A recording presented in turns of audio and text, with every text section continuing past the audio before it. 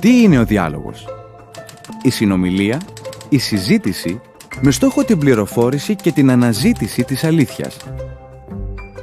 Όπως το οξυγόνο είναι απαραίτητο για τον ανθρώπινο οργανισμό, ο επικοδομητικός συμμετοχικός διάλογος είναι απαραίτητος για τη λειτουργία της δημοκρατίας.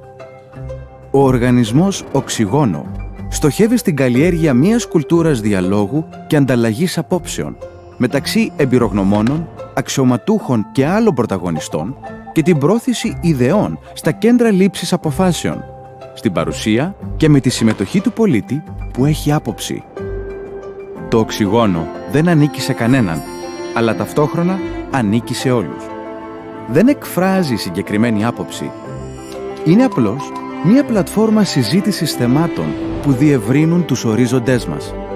Για να λύσουμε προβλήματα, για να βελτιώσουμε την νοοτροπία μας, για να εξελίξουμε τη χώρα μας. Συμμετέχουμε, συνεργαζόμαστε, συζητάμε. Μέσα από τον διάλογο κερδίζουμε όλοι. Ο πολίτης που θέλει να πληροφορηθεί και να εισακουστεί και ο πολιτικός που χρειάζεται την άποψη και στήριξη του πολίτη για να προωθήσει αλλαγές. Τα πράγματα μπορούν να αλλάξουν. Η αλλαγή αρχίζει από διάλογο και εξελίσσεται σε πράξεις. Αρχίζει με το οξυγόνο.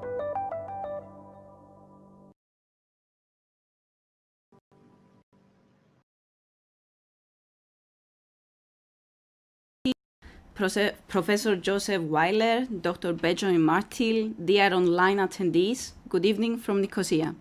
My name is Ioanna Dimosthenos, and on behalf of the organizers, Oxygono, Cyprus Forum, Cyprus Youth Diplomacy, and the Oxford University Society Cyprus, I would like to welcome you at today's online debate. This house believes that the Anglo-American century is over.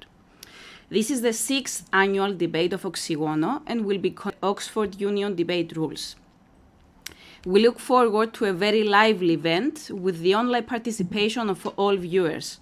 Online attendees will have the opportunity to write their comments on the Facebook live streaming during the open debate from the floor, as well as to cast live their vote in favor or against the main statement in a special e-voting procedure that will take place at the end of the debate. Allow me to warmly thank Professor Weiler, Ambassador Doherty, and Dr. Martil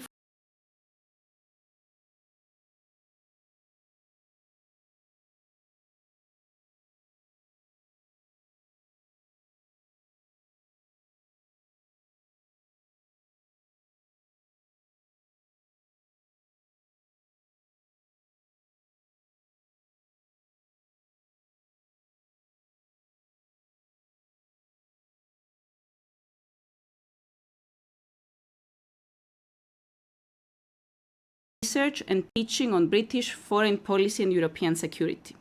Thank you for being here with us, Dr. Martil, and it is my honor to give you the floor for coordinating today's debate. Thank you very much. Okay, thank you very much, and a very good evening to everyone. It's a real pleasure to be here.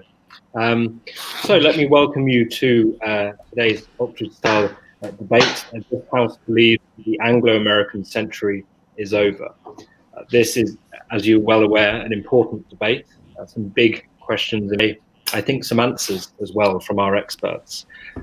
It's a very good time to be holding this debate with the US election result almost confirmed and with Brexit almost complete. We're starting to really see how some of the recent challenges to liberal international order have played out. And I think it's worth saying that this is a question that many have been grappling with for quite some time now. If we think about the context of world politics over the past few years, we've seen the rise of populism initially and perhaps most forcefully in the United States and the United Kingdom. We're seeing talk of the decline of liberal international order, both domestically and internationally.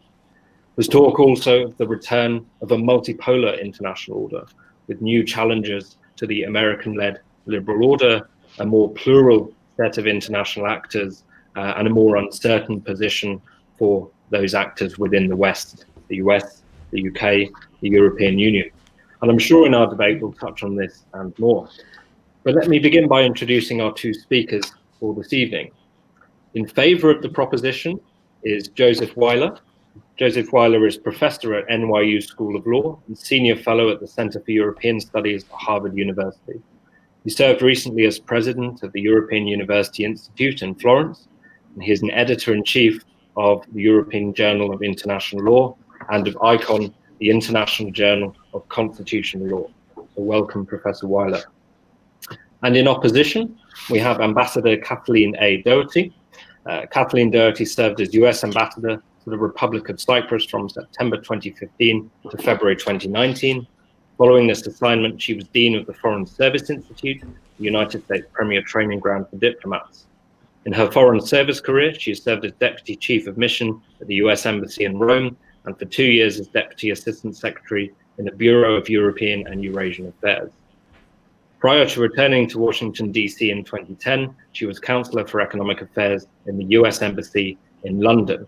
And after retiring from the State Department in January 2020, she became the Chief Strategy Officer at the Annenberg Foundation Trust at Sunnylands. So it's my great pleasure to welcome both Professor Weiler and Ambassador Doherty here for this debate. We're going to be following Oxford Union rules, which means we'll first go to the proponent, Professor Weiler, before handing over to Ambassador Doherty for the opposition. So, Professor Weiler, for the proposition, the floor is yours. Thank you very much, Dr. Marto, Madam Ambassador, ladies and gentlemen. I think the first item of business is to dispose of the Anglo in the proposition. At least for 15 years, although a great country, not a major geopolitical player. If this debate were in 1950, it might have been justified, but in 2020, no longer. And if anybody had doubts about that, I think Brexit and even the possible breakup of the United Kingdom puts the seal on any pretense of the United Kingdom to be in any way or shape a major player in the next century. The United States is a totally different story. In my view, it was a great blessing that for 100 years we enjoyed the Pax Americana. It has a starting date with the First World War, and there's a lot to learn from that starting date. It was the first appearance of the United States as a major player in the world. And it was not so much the participation in the war itself, although they played a very important role, but it was the ending of the war, that the United States dominated the peace process and laid the foundation back then in 1918 to 1920 to the world order as we know it today. If you ask me what is the most impactful principle of international law which has shaped the last century, it will be the principle of self-determination. And that is an American contribution to the world with Wilson's 14 points. It ushered the breakup of the Ottoman Empire after the First World War. But much more importantly, the seed that was sown in 1920 with Wilson's 14 points flowered after the Second World War with the process of decolonization. We owe it to that.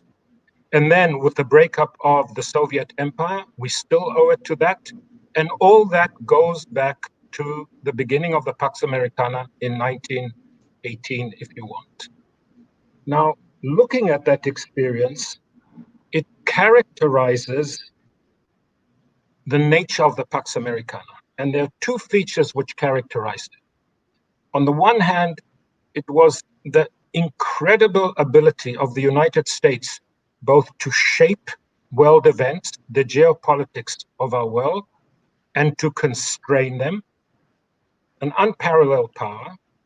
And secondly, even though some don't like to admit it, American foreign policy under the Pax Americana was always a combination of course, American self-interest. Every country has to look after its self-interest, but it always had a mixture of idealism, freedom, liberty, human rights, and a global responsibility. The very participation of the United States in the First World War, she was not provoked like the Second World War, is a signal of this. Sometimes the self-interest was 80% and idealism 20%. Sometimes it was the opposite. but it has always been that mixture, and America always showed global responsibility. Now let's look at some of the landmarks that followed that entry, the beginning of the Pax Americana. There are some later landmarks. The Second World War. Yeah, the United States was decisive. Had they not joined the war in Europe, or had Japan not attacked the United States, we would be speaking German today and I would not be here. I belong to the wrong race. The Cold War, that was the United States. Some didn't like it. Most people, after the opening of the archives of the Soviet Union, realized that America basically had it right during the Cold War. The ending of the Cold War, the dismantling of the Soviet Union, it was the Pope, it was Poland, but it was principally the United States and Ronald Reagan. I can go on, but the last great act of the Pax Americana was Obama signing a check for $800 billion with the financial crisis and essentially saving the world economy from that crisis. Some blame the United States for that. I don't believe it, but that's not the point. The point is America showed huge global leadership in getting us out of that crisis. So now I will say in passing that in one respect, if you want, the Anglo-American century will continue because of the dominance of the English language, as a means of communication, as a culture. But I'm talking geopolitics, I'm not talking culture. And yeah, it really has come to an end. And I want to insist it is not Trump. It has not come to an end with Trump. Trump has accentuated, and I will say a few words about that. But the writing was on the wall before Trump. And the end of the Pax Americana is not American isolationism either. It's not America withdrawing. America is engaged. What characterizes the end of the Pax Americana, what characterized the end of what you, the organizer, called the Anglo-American century, is a great diminution in the ability of the United States both to shape geopolitics and to constrain geopolitics. Now, make no mistake. America was, is, and will be a formidable country. It's the greatest military power we have. It's a formidable economy. It's their high schools. I have 5 kids. I'm American. Maybe leave something to be desired, but their universities are second to none. All this will remain. All this will remain. And woe to America's enemies. It's a country of warriors with formidable military might. But its ability to shape geopolitics the way it did for the last 100 years has really come to an end. Let me give you the signs of that, and then try and explain why this has come about and why this is structural. It's not about this or that president. It's not about this or that policy. So I will just give you a few signs, starting from, if you want, 2014, etc. And I'm doing this deliberately because there's a tendency to say Trump, Trump, Trump. No, this is structural. Think Syria with the line in the sand. America's ability to shape, determine, constrain in Syria was not particularly successful. The Arab Spring happened and died with America on the sideline. The Middle East. I remember Obama, for whom I have tremendous affection and respect, saying in his famous Cairo speech, there will be no more settlements. Somehow the message didn't get to Mr. Netanyahu. Turkey of Erdogan, Iran, North Korea. It was a humbling experience. Crimea, Ukraine, even allies, Germany. Can you imagine 20 years ago, Germany having the North Sea gas pipe against American opposition? It would not have happened, but now it's a reality. And China, in my view, America is putting up a fight. They are opposing some of the Chinese excesses, but the ability to constrain China, we all see it's become quite limited. I could give you more examples, but I think this is enough. So now let me give you the reasons for this. It's not a theory of the decline of empires. It is not a theory of decline of empires. It's the relative weight of America in today's world which is dramatically changed. So let's take 5 factors. First of all, economics, and I start with economics because in today's world, that is what counts. Contrary to popular belief, what determines your geopolitical economic might is not your productive power, it's your consumption power. America used to stock up 80% of industrial goods produced in the world. That is no longer the case. And why that is no longer the case? We are still pretty voracious in the United States. It's because countries like China, like India, like the BRICS have become consumption powerhouses. We think of China as a production powerhouse. It is. It's the factory of the world. But it's consumption powerhouse which gives it leverage. I'll just give you one example and move on. Imagine the CEO of Mercedes or Siemens. 20 years ago, if you would ask him or her, if you had to choose between the American market or the Chinese market, what would you choose? It would take him or her 1 nanosecond to say, of course, the United States. Today, I'm not at all sure. In fact, I predict he would think a minute and say, long term, I'll bet on China as the place for our products. Politics, something has changed in the United States. We've always had Democrats and Republicans, etc. But today, both the political and social polarization has spread over to foreign affairs. And with that, the United States has lost credibility. One president signs a treaty, and the next president, the next day, just tears it up. That's not good foreign policy. That's not respect. That's not credibility. That's not the Pax Americana, where my word is my bond. I can give you other examples of this nature. If we just fast forward to Trump, America still has disruptive power. Think WTO, WHO, the G20, TPP, TTIP, all these things where America it was at the center of international organization, she's no longer there. Demographics.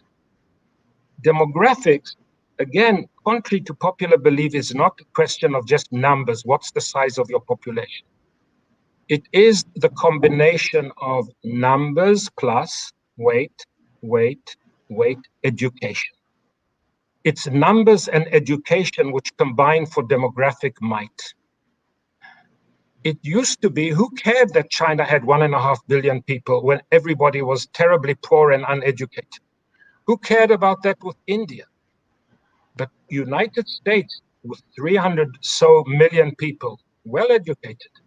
But now China with 1.6, 1.7, 1.8 billion, India 1.2 billion, Brazil with a rapidly educated population. The demographic prospect, and demography at the end of the day is power. The demographic prospect is not promising, relatively speaking. It's just the relative weight suddenly shows up the weakness of the demographic. And there are 2 more factors which are important, and it sorrows me to mention them. One is moral authority. The United States has lost a lot of moral authority. It used to be the leader of the free world. It wasn't perfect. There was Chile of Pinochet, etc. But on the whole, it stood for democracy, human rights, the leader of the free world. It's no longer the case. One, not through their fault, because once the world is free, mission accomplished, one cares less about who is the leader of the free world. But it also lost moral authority with the Iraq saga, with Guantanamo Bay, with Snowden, etc. And again, I fast forward, the show that we are giving today in terms of the management of our democracy, I feel embarrassed. This is an orderly transition after an election. It has lost a lot of moral prestige and moral authority. And finally, again, if I take the election and if I take the mismanagement of COVID, United States, even people who didn't like it, admired her for her competence. That has been shaken. That has been shaken. Now, if you take all these factors together, economics, politics, demographics, moral authority, competence, it's not the same United States. Now, I remind you, ladies and gentlemen, America is a formidable country. It has been, it is, and it will be. But its power in the world, which is my definition of the Anglo-American century, of the Pax Americana, to shape the world, to determine that nothing of importance cannot happen without American consent. And most thing of importance with American backing, because the United States wanted it that way, it's best that we understand that that has gone forever. Another word about Trump. What all that Trump did, some of his policy one might have liked, some not. But when Trump trumpeted, excuse the pun, around the world, America first, that is the negation of the Pax Americana. We were Roosevelt, Teddy. Talks softly, carry a big stick. And Trump reversed that, talking loudly, and the stick was getting shorter and shorter. To say to the world, America first, instead of saying America and the world first, is not the message of the Anglo-American century. It's not the message of the Pax Americana. Now, Mr. Biden is coming into office, and I assume, like in good democracies, there will be different policies. But even Mr. Biden, who's much, we can see it from his first appointments, Secretary, National Security Advisor, it's going to be a different foreign policy. But he will learn very quickly that he needs allies, that it's not the America that he knew 20 and 30 years ago. It's closer to the America that he knew as vice president. I think it's important for all of us not to stick our head in the sand.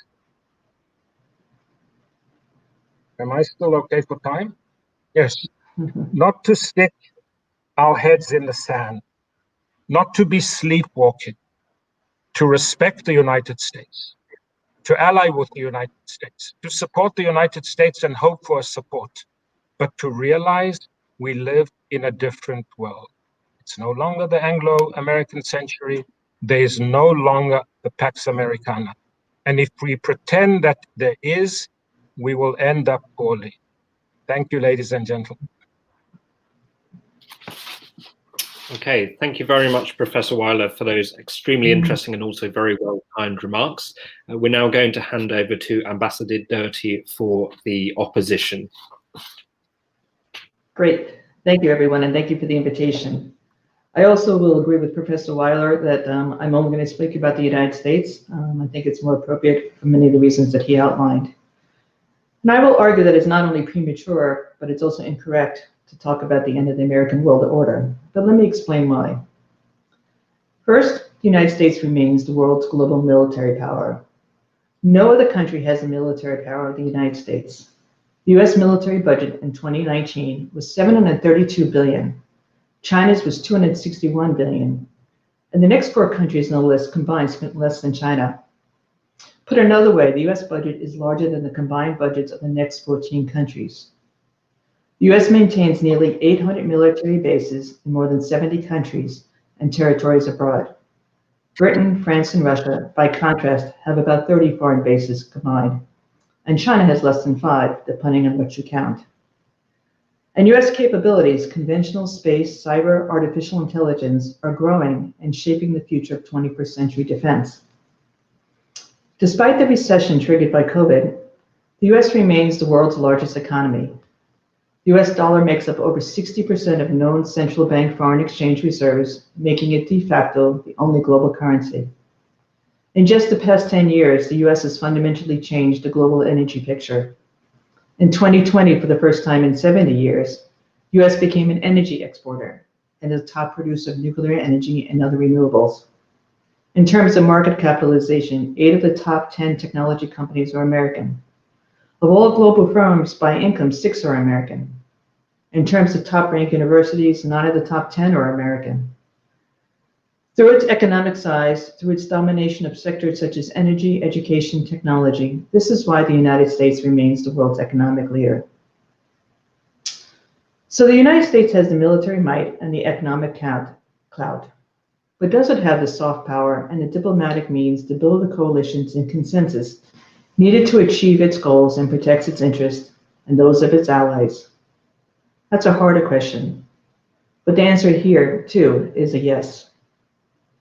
Skeptics will say global leadership requires leaders who other leaders are willing to partner with, and President Trump has shown he's unwilling or unable to effectively partner with America's traditional allies. He's pulled out of international agreements, and not just the ones negotiated by the Obama administration. This leads to the misperception that the United States is no longer committed to maintaining the world order it has fought for and designed and supported for 80 years. Skeptics say that the U.S. no longer has the political and moral authority it once had. It is premature to make this declaration too. Why? Because the measures taken by the Trump administration are reversible. More important, President Trump has not been able to alter the American Constitution and the governance system that it was built upon, which has worked since 1787. The election of Joe Biden and Kamala Harris showed that American democracy still works. But it has, and it is, been a difficult time in the United States. There is marked polarization. Nearly 80 million Americans voted for Joe Biden for president. Nearly 74 million Americans voted for Donald Trump. The difference in how voters view the economy, programs, the environment, and yes, the pandemic is enormous.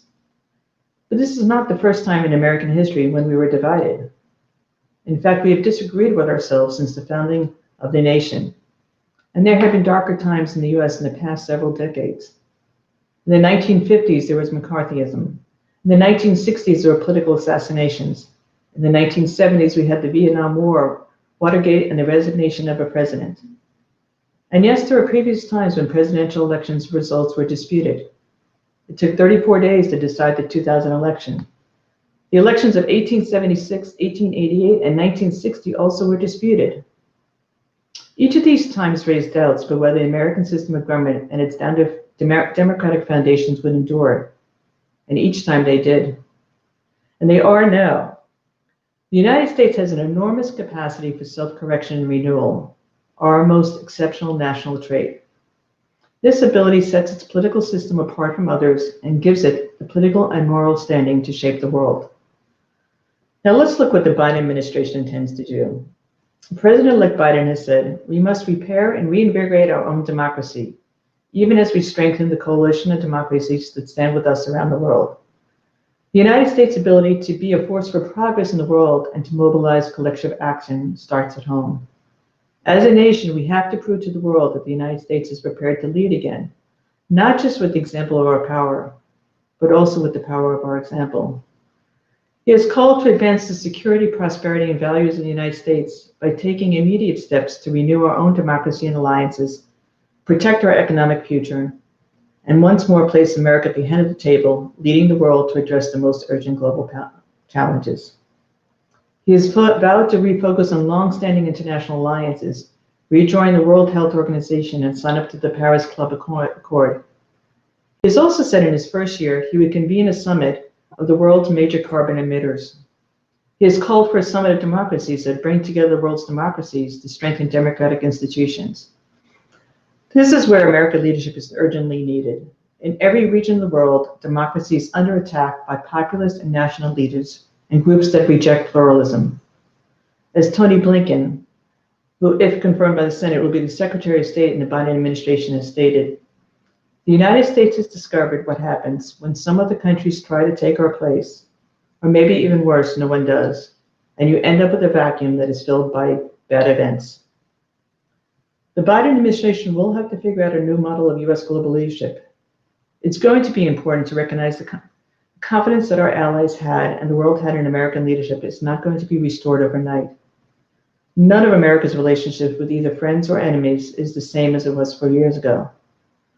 But that is not new. Relationships and views of the United States change constantly. For example, a recent poll by the Pew Research Center found that in Australia, France, and Germany, the negative views of the United States president in 2020 or the same percentage as the negative views of President Bush in 2008. President Obama had favorable ratings 3 times higher. Now, there is one area where American dominance is changing, and that is in trade.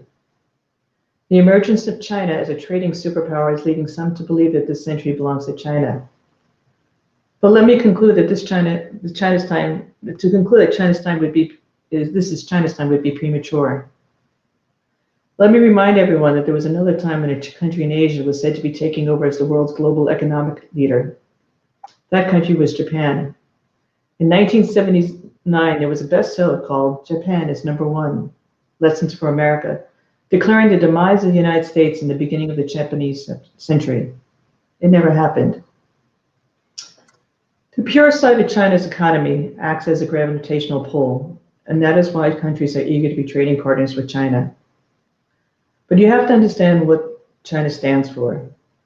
China engages in authoritarian capitalism, predatory trading practice, and manipulates its currency for its own advantages.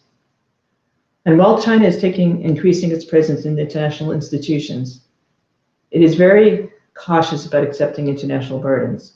It also systematically violates the rules of such organizations. As countries have found under the Belt and Road Initiative, Beijing's partners have been saddled with expensive and underutilized infrastructure and massive debt. In some cases, political instability in recipient countries has resulted. China's political standing on a global scale is not increasing. As noted in a recent Foreign Affairs article, Gallup polling has found that China's global approval rating, a median of 32% among 130 countries, has not changed in a decade. In some countries, the UK, Australia, South Korea, Germany, negative views of China have doubled in the past year. Well, let me return to the United States. I've explained how the United States has the military, economic, and diplomatic power to lead. What also sets the United States apart is our capacity for drawing on alliances and partnerships, which countries like China and Russia cannot do. America will remain the sole superpower for the foreseeable future. Only the US can project military muscle, economic power, and cultural influence into every region of the world. Some Americans like to say they live in an exceptional country. You can hear the same thing in China and India, France and Russia. What's most exceptional about the US is the exceptional network it has developed. It has welcomed immigrants and students from every country of the globe. 43% of companies in the 2017 Fortune 500 were founded by an immigrant or the child of an immigrant, and among the top 35, that share is 57%. It is no small matter to state that the daughter of an Indian mother and a Jamaican father is now the vice president-elect, and the son of an American woman and a Kenyan father was the president of the United States. I can think of no other country that has this story. The ability of the United States to shape the global order comes from the power of the vision and values which the United States exemplified. A vision and values shared by billions of people around the world. That vision is built around political and economic freedom. Let me quote President Obama from his recent book. "The world watches America, the only great power in history made up of people from every corner of the planet, comprising every race and faith and cultural practice, to see if our experiment in democracy can work, to see if we can do what no other nation has done." When you hear that the American-led world order is ending, you need to ask yourself, does any other country have the capabilities, alliance, and partnerships that the US has? And while America's democracy has been tested these past few years, is there any other great power that has its moral standing? Is there any other great power that is so invested in the rule of law and a rule-based international order? Will any country's experiment in democracy have as great an impact on the future of political and economic freedom in the world than that of the United States? Unless you can point to one other single country that meets this criteria, then you must reject the resolution. Thank you very much.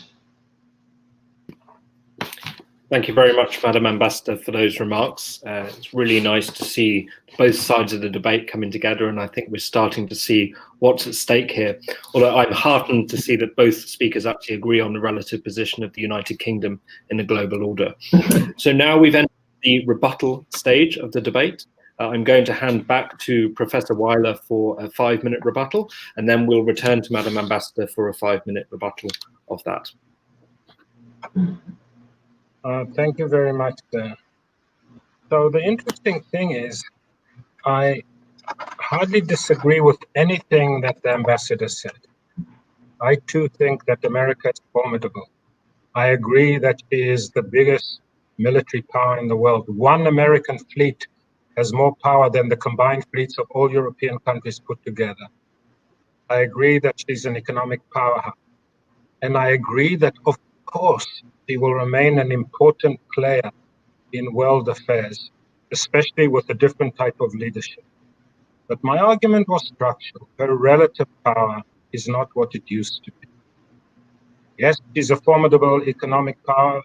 She also moved from being the largest debtor country, the largest creditor country in the world, to the largest debtor country in the world. And most of her debt is held by her greatest foe. Her military power is formidable, but in this world, the ability to use military power is limited. See Libya, see Syria, see Iran, etc. And even when the United States demonstrated her formidable military power, toppling Saddam Hussein in 5 days, what we lived through today, was it such a great success? The greatest military power, there's only so much one can do with military power. And it's also true that we can try and isolate Trump and say, okay, this is an aberration, it will be different. But once confidence is broken, once it used to be that the United States was like the dollar, you could always trust it. And I think that trust today has been broken. For example, Mr. Trump has already announced that he might run again in 2024. Biden won a decisive victory in the popular vote, but in the battleground states, there are very thin victories. One can well imagine that he would lose them, and that Mr. Trump or another Trump will win the next election.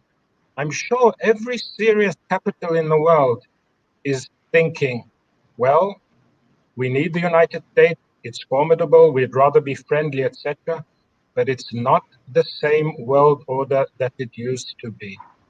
So if the ambassador is saying the United States will remain a formidable country, it's my country, it will. But will it have anything resembling the shaping and constraining power that it had for the last 100 years? That's where we differ. Thank you. Okay, thank you very much, Professor Weiler. And now we go back to Ambassador Doherty for the final word before we hand over to the audience. Thank you, and thank you, Professor Weiler. I do think there's two ways of looking at the world. There is a theory that there's the G0 world, where no one country has an ability to shape world events. There are others in this world who think that it's going to be becoming a two-polar world, with the US versus China dictating the terms of the next century, or at least the next terms in the next few decades. And I think there's arguments in both, and probably if I were to interpret from what you said, Professor Weiler, probably you think that it's a much more of a multipolar world that might be developing, and which no one country has the ability to shape. And I think that's over the course of the last decades, that obviously has been shifting since we moved from the Cold War days, when it was a very linear relationship in the world. But I do think the US has the ability, both the, as I said, the economic, military, and cultural clout, still to dictate very significantly how the world looks over the next few decades. And I think you'll see, as a emerging and a re-engaged US leadership, that this will be a much more determining factor than probably the last few years. We have learned from the past what happens with disengagement. And I think you'll see a much more proactive. But the American population, it does has its is skeptical about U.S. involvement across the board. And I think you'll be seeing a lot of debates internally. But the lessons we've learned from disengagement, which leads to increased populism, increased authoritarianism, as we've seen in the world, a rise of China in a way that we think is detrimental to the global world order, argues against disengagement, and it argues actually much more for proactive American leadership. And I believe that we'll see that over the next decade, that will significantly influence the course of events. I also think that we're at a tipping point in terms of the future of liberal democracies. And I can think of no other country that has the ability to continue the tradition and the maturing of liberal democracies, except for the United States. Okay, thank you very much, Ambassador Doherty. We're now at the section where we hand over the debate to the floor. And I've got a few bookkeeping announcements that need to be made at this stage. So first, I'd like to let attendees know that they can write their statements on the Facebook Live chat, and that those will be forwarded to me, and I'll be able to read those out. So please do put your own opinions onto the Facebook Live chat. Secondly, I'd like to let everyone know that the e-voting procedure is now open. So you can go to the website on www.sli.do, that's SLI.do, and if you use the event number 20450, you can vote on the proposition, and I have the results in front of me now. You can vote yes, it is over, or no, it's not over, or if you feel like I haven't decided yet, and we'll announce the results of the vote at the end. So do make sure you write the statements in the Facebook Live. We'd love to hear your comments, and please do vote. You'll be hearing the results at the end. And now we're going to go to the two interventions that we have lined up from Professor Koenig and Mrs. Krukides. So if I could hand the floor over to Professor Koenig, please.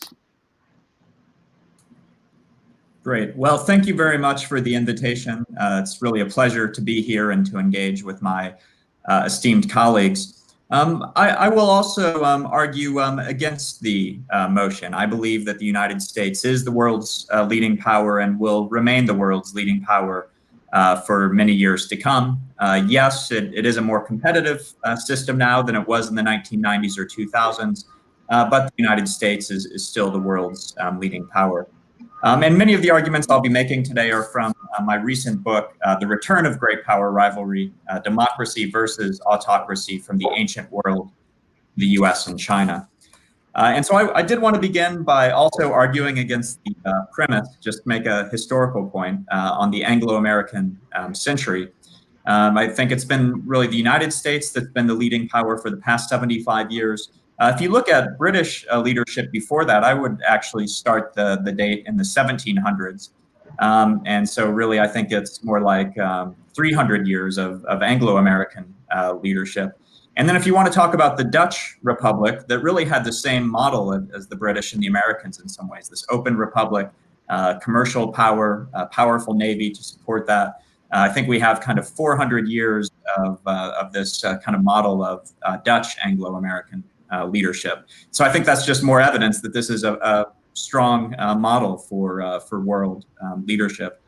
But the main thing I wanted to argue in the argument of my book is that I think that democracies do have these built-in advantages in international politics. They tend to have innovative economies.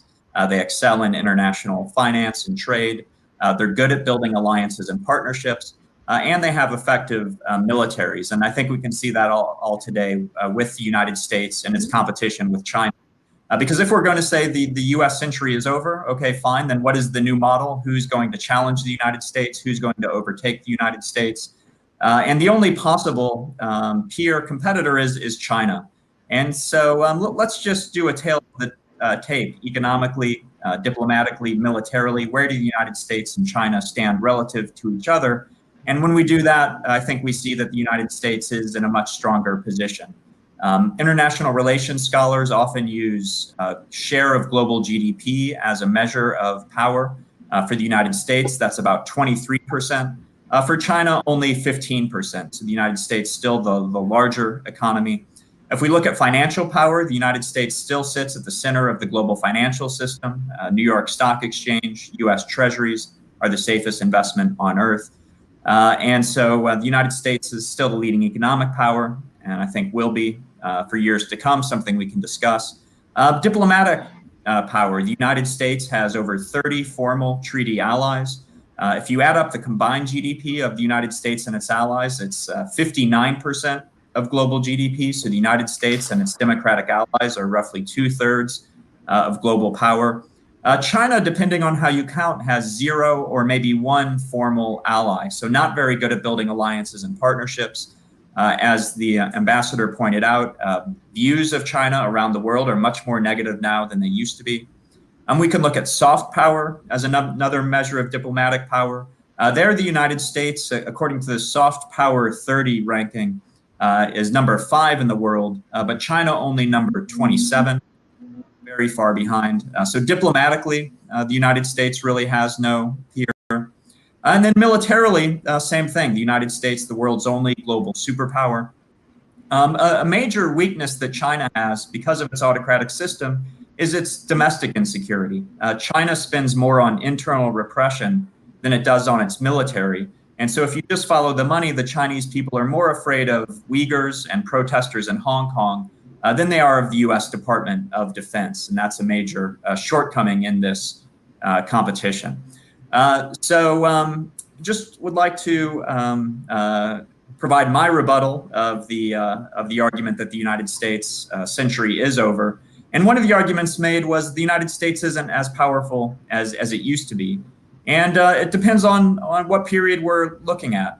Since the end of World War II, it's clear the United States has been the most powerful country on earth. Right after World War II, the United States had 50% of global GDP, half of GDP, because the other nations had been destroyed in World War II. So yes, the United States doesn't have half of world GDP anymore. The Cold War was a very competitive time in the 1970s.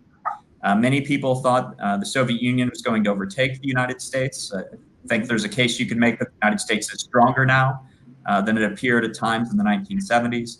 And then, of course, the 1990s and 2000s, we had this remarkable unipolar moment where the United States really faced no challengers. Great power competition has returned in the past couple of years. So yes, is it more competitive than in the 90s and 2000s? Yes, that's correct. But the United States still the world's leading power.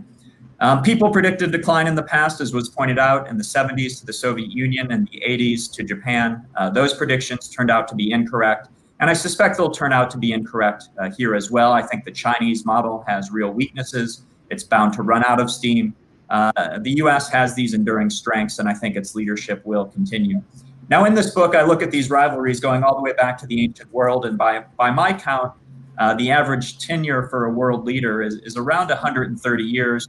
The United States has only been at it about 75 years, so I think we have at least another good half century to go. And I'll end my remarks there.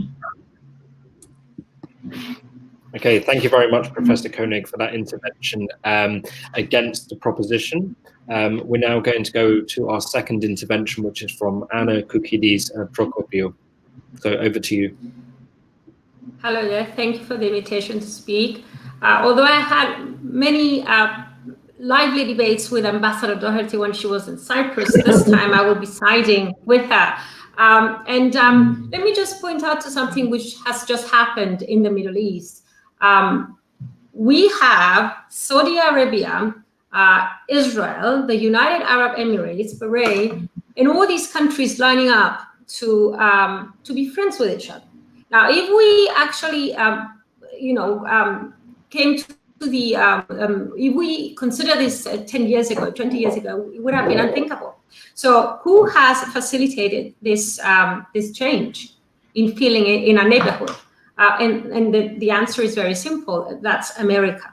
So if we go back to the Arab Spring and the mess it caused in terms of stability in the Middle East, I think the answer to why this has happened is not because America couldn't, it was because America wouldn't. So in terms of capability, I would agree both with Professor Koenig and Ambassador Doherty that the capability is there. So it was a matter of disengagement. It was a matter of maybe reading the situation wrongly as far as the Arab Spring was concerned. But just to use one very recent example, we see that when America wants to get things done, it still can get them done. Now, on another note, historically speaking, if we just think about who doesn't like America, I know that Americans always like to think that everybody likes them, but that's not really the story. So every single decade, every single year, I can think of an image on my TV of someone burning the American flag. So, and at the same time, and I think this is what's very interesting about this American century, is there is a love and hate relationship with America, because the American dream still continues to be the predominant fantasy, in every immigrant's mind. And having Kamala Harris elected to be vice president just a few weeks ago in the United States actually proves the point, the power of the American dream, because this was a news story that made the living rooms of everyone on this planet. So let's say the attraction that the world still has to the American dream is like a moth to the flame. There's a love and hate relationship, but the power, the soft power that this projects to humanity is a very strong paradigm that we can just not easily do away with and say this is a new age coming forth. Now, additionally, the other point I would like to make is that, yes, we've seen American elections turn into a big mess, but that's the beauty of it. That's the beauty of democracy. And if at the end of the story, what we get is not people rioting in the streets because there was a fear that this would happen, we have the institutions, the institutional memory actually working. And actually, I think we're just moving now towards the happily ever after, maybe ending to this saga. It's proof that the American, the model of American democracy is actually stronger and not weaker than we thought. Because had this happened in any other country in the world, had this happened in China and Russia, what would have been the end result? And I think Professor Cronin made the point, of how much China, the Chinese regime, is afraid of dissidents, and how a similar election plot line would have ended up in bloodshed in the streets of Beijing, or I would even dare say in Moscow. So the big question is, who does the world want to be like today? And if the answer is still America, I think we've got the answer to the debate. That's my 2 cents of wisdom. I'll leave the floor to other speakers now. Okay, thank you very much. So we've got some comments from the Facebook Live, which I'm going to read out. First, let me say a big thank you to Professor Matthew Kronig and to Anna Krikidis for joining and offering those interventions, both of which ended up being against the proposition. Now, we have 2 comments I'd like to read out from Facebook Live. Now, the first comment is from Alexandros Zacharidis, who asks, does the fact that none of the global challenges of the 21st century, for example, global warming or pandemics, the fact that these cannot be solved without China, does this show that the United States will have to share power with China? And does it not make it at least a Sino-American century? So thank you very much, Alexandros, for that comment. And we have a comment as well from Maria Hiraku, from Sophia Polidoro, I'm so sorry for reading out the wrong name, who asks, how do you think that the United States could or will fix the lost confidence which was caused due to last few years' foreign policy of the Trump administration? So thank you very much to those who have been in the audience for sending in those comments. And since we've been quite lucky in terms of time, I might suggest that we, with their permission, bring back in Professor Weiler and Ambassador Doherty to reflect on some of the comments that we've had, both from our interventions and from the Facebook Live. So if I could hand back over to Professor Weiler. Well, when in Rome, do as the Romans. But I must say I've never participated in a debate where suddenly 2 people appear and make new arguments for one side and not the other. That's not the kind of fair play that America stands for. I'm just teasing. I didn't hear anything by both speakers that made me change my analysis, because all they were saying is that America is a superpower. It is. All they were saying that America is formidable, she is. And all I was saying that in the world as today, with all that power, etc., it's not the same world. The demographics, the economics, the politics, the moral authority, the perception of competence, it's a changed world. So one is free, of course, to stick one's head in the sand and say nothing has changed, to try and live in the comfort of past years. But I didn't hear an argument that actually challenged my analysis. All I heard were arguments which said America is a big, strong country. It is. I said so myself.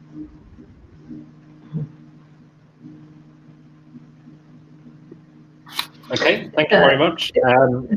So, Ambassador Doherty, please. Yeah, the two questions in response, and one in response to Professor Wheeler. I think that, the big challenge for all of us who are looking at the state of the global world is there are going to be times when it is a multipolar world. There are certain questions and certain issues that really will require a global response and global coalitions.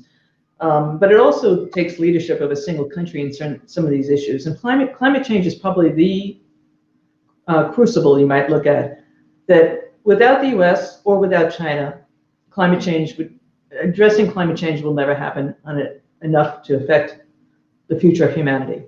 With the US and with China, the world possibilities for climate change and to mitigate climate change will make a significant difference and give us hope for the future.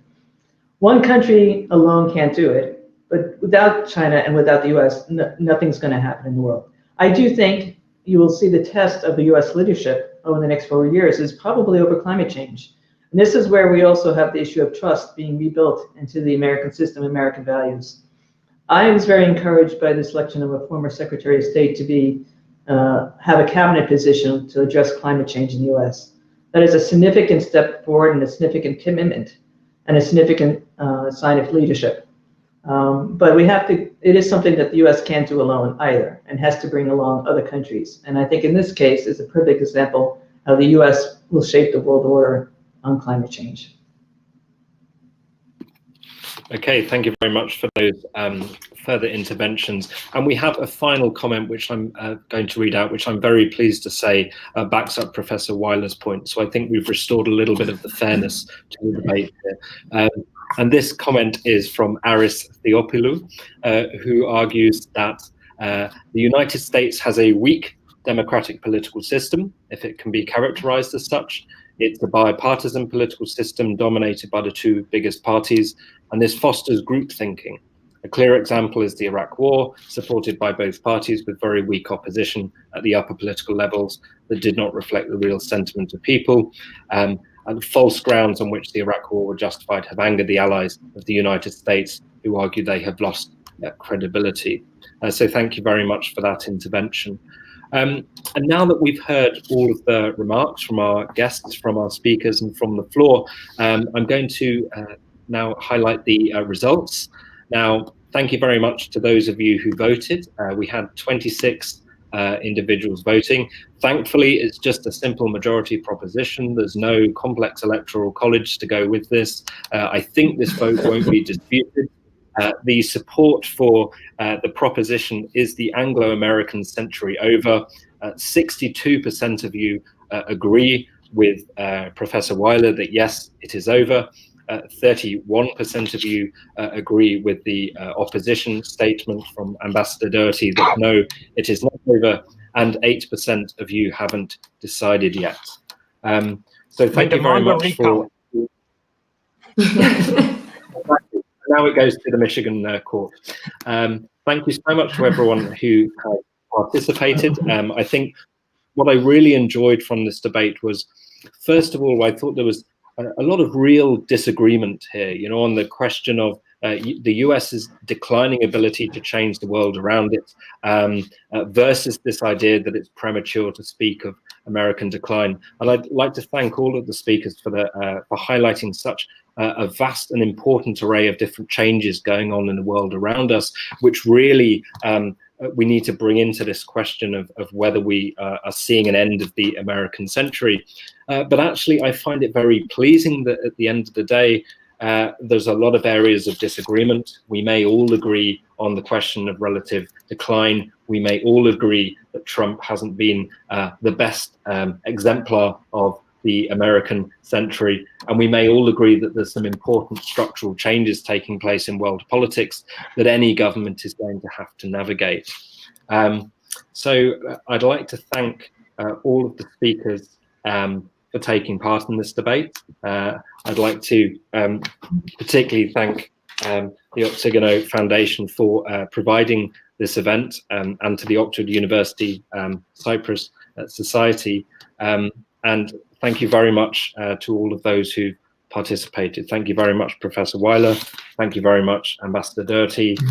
Thank you to Anna Koukidis-Prokopiou and to Professor Matthew Kronig. So I will finish my remarks here and officially close the debate. Okay. Ambassador, I hope everything you said comes true.